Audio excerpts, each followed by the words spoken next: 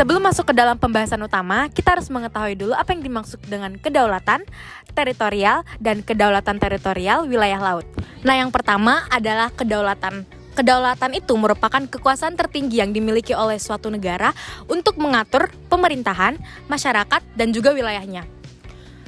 Konsep ini mencakup hak eksklusif di mana negara dapat menentukan hukum dan menjalankan pemerintahannya tanpa campur tangan pihak luar. Teritorial merujuk pada aspek yang berkaitan dengan wilayah atau area tertentu yang menjadi hak suatu kekuasaan atau entitas seperti negara, organisasi, atau individu. Kedaulatan teritorial adalah konsep yang merujuk pada hak dan kekuasaan suatu negara untuk mengatur, mengelola, dan mengontrol wilayah geografisnya, termasuk pada daratan, perairan, dan ruang udara di atasnya. Kedaulatan teritorial wilayah laut adalah suatu hak ataupun kekuasaan yang dimiliki oleh suatu negara dalam mengelola dan juga mengontrol perairan yang masih dalam batas laut teritorialnya, yang umumnya dihitung sejauh 12 mil laut dari garis dasar pantai. Nah, masuk ke dalam pembahasan utama mengenai wilayah laut.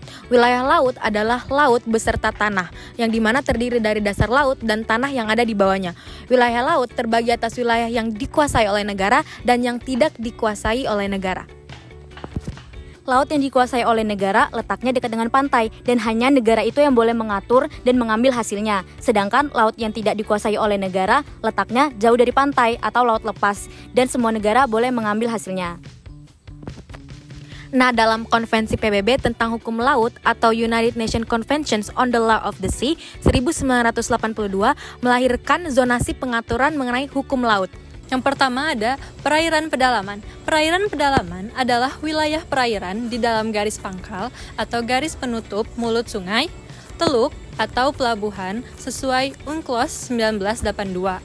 Negara memiliki kedaulatan penuh atasnya, sama seperti di daratan. Dan perairan ini tidak tunduk pada hukum laut internasional seperti perairan terbuka. Hak lintas damai tidak berlaku kecuali untuk perairan yang terbentuk dari garis lurus. Garis penutup biasanya ditarik pada teluk dengan mulut maksimal 24 mil laut dan luas minimal setengah lingkaran dengan diameter garis tersebut. Semua perairan di dalam garis ini disebut perairan pedalaman. Yaitu perairan kepulauan atau yang biasa dikenal sebagai archipelagic waters, yang merupakan perairan yang terletak di dalam garis pangkal kepulauan suatu negara kepulauan yang termasuk juga selat yang digunakan untuk pelayaran internasional. Konvensi Hukum Laut PBB tahun 1982 memberikan hak kedaulatan kepada negara kepulauan atas perairan tersebut dan juga mengakui hak lintas damai bagi kapal asing termasuk pelayaran internasional. Suatu negara kepulauan memiliki kendali penuh atas perairan kepulauannya.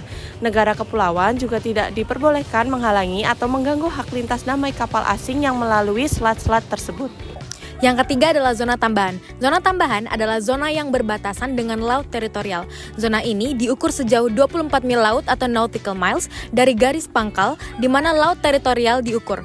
Dalam zona tambahan, negara pantai dapat melakukan pengawasan yang diperlukan untuk mencegah pelanggaran terhadap peraturan bea cukai, perpajakan atau fiskal, imigrasi, dan kesehatan pada laut teritorialnya, dan menghukum pelanggaran terhadap peraturan-peraturan tersebut yang dilakukan di dalam laut teritorialnya.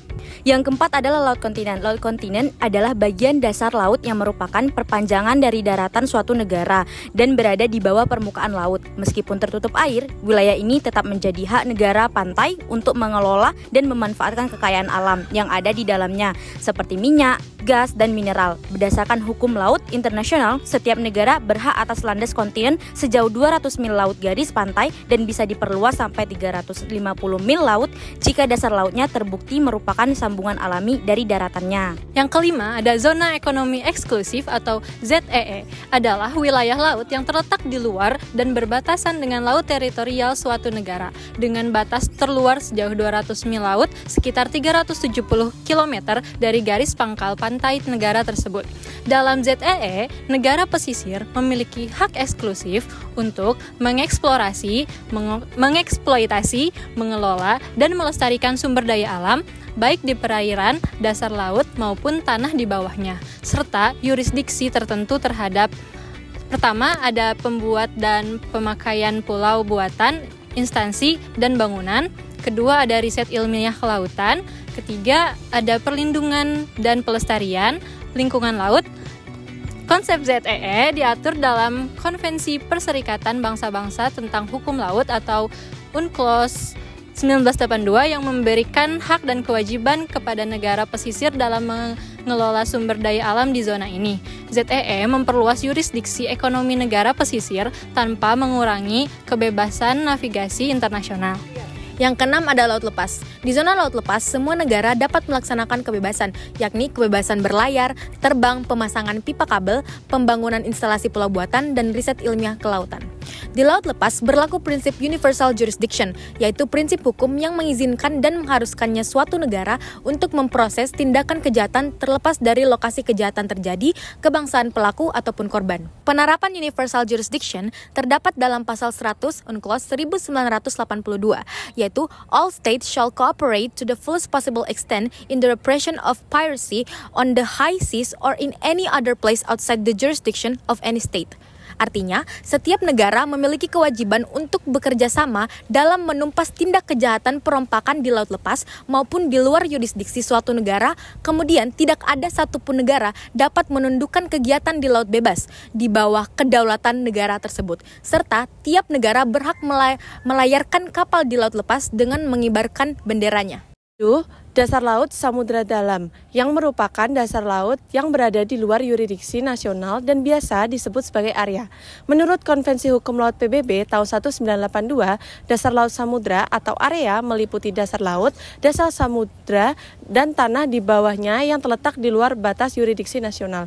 UNCLOS juga menciptakan suatu badan bernama ISA untuk mengatur dan mengelola area termasuk eksplorasi dan eksploitasi sumber daya mineral di dasar laut dalam. Wilayah laut Indonesia dan beberapa permasalahan hukumnya. Laut Indonesia sangat luas dan terdiri dari beberapa bagian, seperti laut dekat pantai, laut lebih jauh tapi masih boleh dimanfaatkan, dan dasar laut yang bisa diambil hasil buminya. Indonesia punya hak untuk mengatur dan mengambil hasil laut di wilayah itu, tapi dalam kenyataannya masih ada banyak masalah. Misalnya, batas laut dengan negara tetangga belum jelas, kapal asing sering mencuri ikan, aturan dari pemerintah pusat dan daerah kadang bertabrakan, dan pengawasan laut masih kurang karena wilayahnya terlalu luas. Selain itu, laut juga banyak yang rusak karena pencemaran dan penangkapan ikan yang merusak.